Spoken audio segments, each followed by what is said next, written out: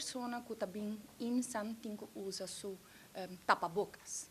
Essa é a maneira que nós temos que cuidar, nós pacientes e nós trabalhadores. Essa é a conta para nós trabalhadores, mas também para nós pacientes.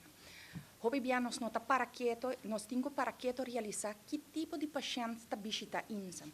Insan tem radio-oncologia, de paciente que weerstand abou, nós temos que cuidar extra.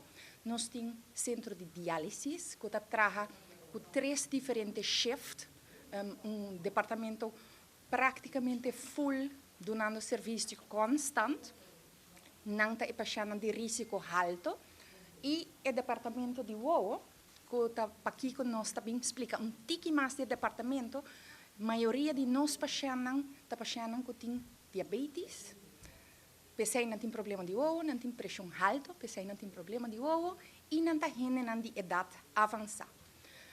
Para esse motivo, nós reparar o último lunes, que está tem uma ajustação que nós vamos implementar no nosso departamento de WOW.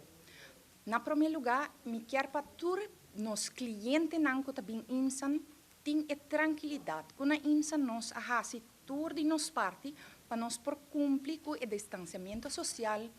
Ora, nós temos hostess para a porta, que também guiamos no departamento que tem que chegar.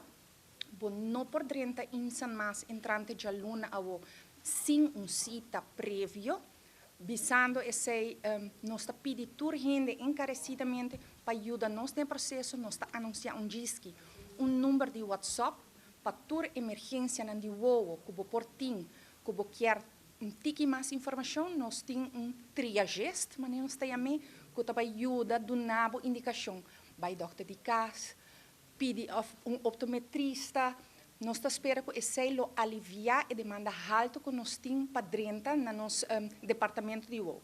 Também nós anunciamos dia aqui e-mail address novo que é especial para você visita.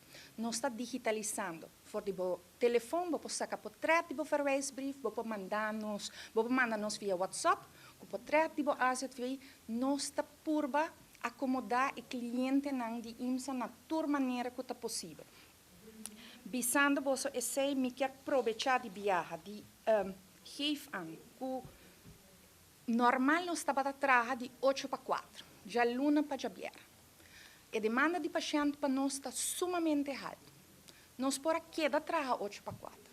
Mas me está muito agradecido no nosso time de profissional, porque não está trabalhando para lunas acaba, 46 horas de manhã, para ajustar cultura gente